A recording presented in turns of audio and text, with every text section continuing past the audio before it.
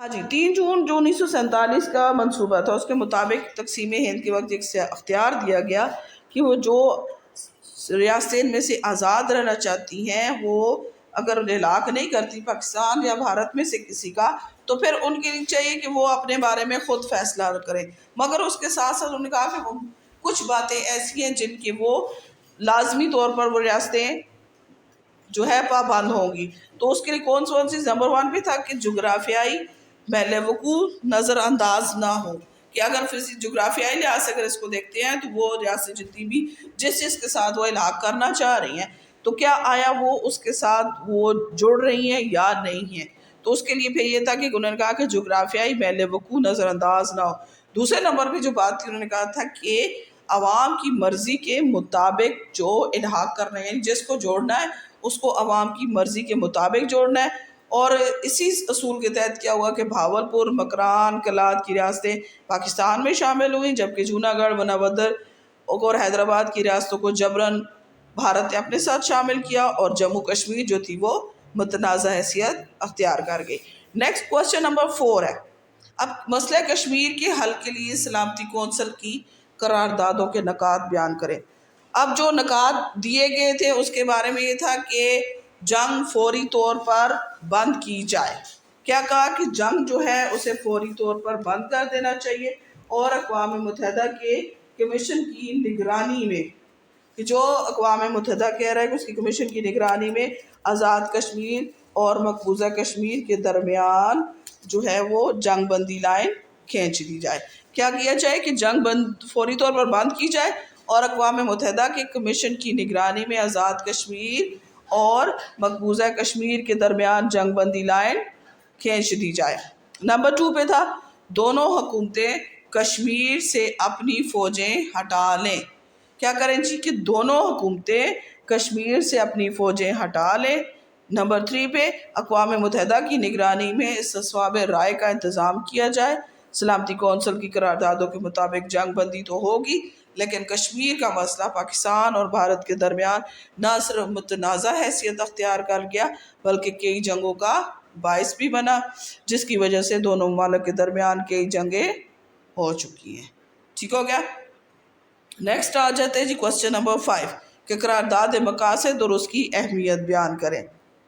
قرارداد مقاصد جو ہے وہ پاکستان کی تاریخ میں ایک بنیادی دستاویز کی حیثیت رکھتی ہے، جو 12 مارچ 1949 میں اس وقت کے وزیر اعظم لیاقت علی خان نے دستور ساز اسمبلی سے منظور کروائی، اور جس کا جو مسودہ تھا وہ مولانا شبیر احمد عثمانی کی رہنمائی میں تیار کیا گیا۔ اب قرارداد کے نکات کیا تھے؟ سب سے پہلے حاکمیت اعلیٰ۔ حاکمیت اعلیٰ خدا تعالیٰ کو حاصل ہے جو اس کائنات کا مالک ہے، اور یہاں پر جو انسان زمین پر اللہ تعالیٰ کی مقرر کردہ حدود کے اندر رہ کر اختیارات استعمال کرے گا۔ دوسرے نمبر پہ اسلامی جمہوری نظام تھا کہ ملک میں اسلامی جمہوری نظام قائم کیا جائے گا۔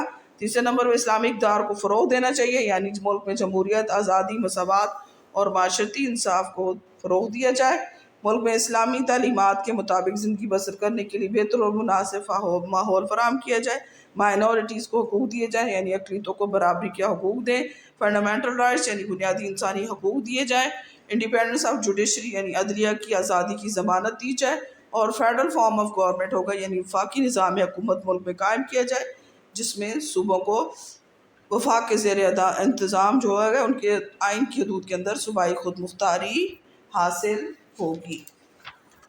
اب قرارداد مقاصد کی سب سے مین چیز کیا ہے؟ اس کی امپورٹنس، اس کی اہمیت۔ یہ قرارداد مقاصد کی اہمیت کا اندازہ اس سے لگایا جا سکتا ہے کہ پاکستان کے جتنے بھی آئین بنے، 1956 کا بنا، 1962 کا بنا، 1963 اس کی بنیاد جو تھی وہ قرارداد مقاصد رہی ہے، لیکن وہ قرارداد مقاصد ہی پر بنے ہیں۔ 1956 اور 1962 کے آئین میں قرارداد مقاصد کو افتتاحیہ کے طور پر شامل کیا گیا، مگر جب 1972 کا آئین بنا تو قرارداد مقاصد کو 1973 کا جب آئین بنا تو قرارداد مقاصد کو 1985 یعنی 1985 میں باقاعدہ طور پر آئین کا مستقل حصہ بنا دیا گیا۔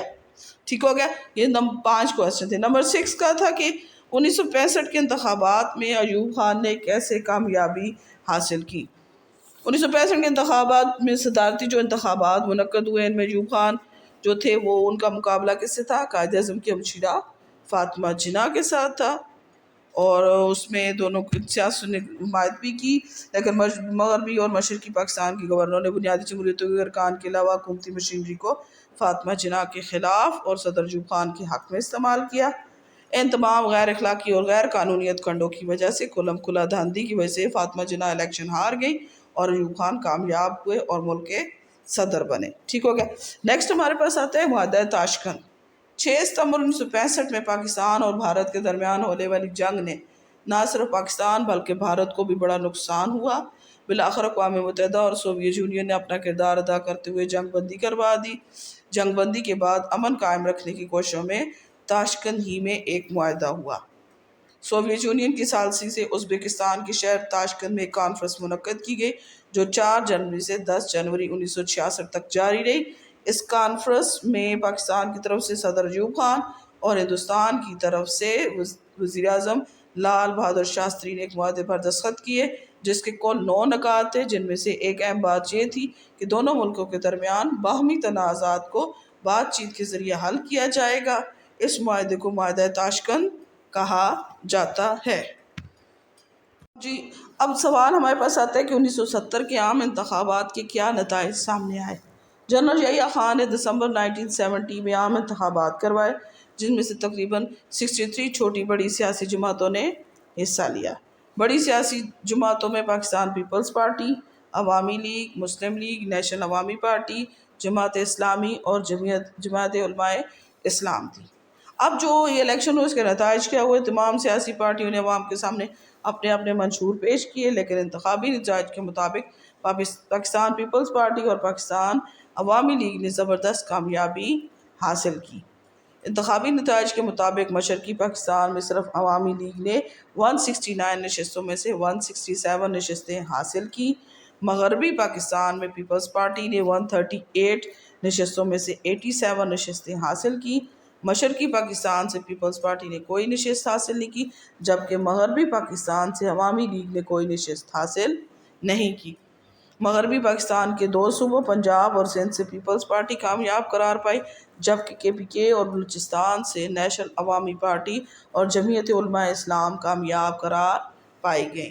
تو اسٹوڈنٹس یہ تو آج کا ہمارا جو لیکچر تھا وہ تھا کہ ہمارے نے یونٹ نمبر 4 کے شارٹ کوسچنز کا، ٹھیک ہے، یہ ریویو میں نے دیا تھا، اس کو دوبارہ سے آپ لوگوں نے بہت اچھے سے یاد کرنا ہے اور اپنے پیپر کی بہت اچھی تیاری کرنی ہے۔ اپنا بہت خیال رکھیے گا۔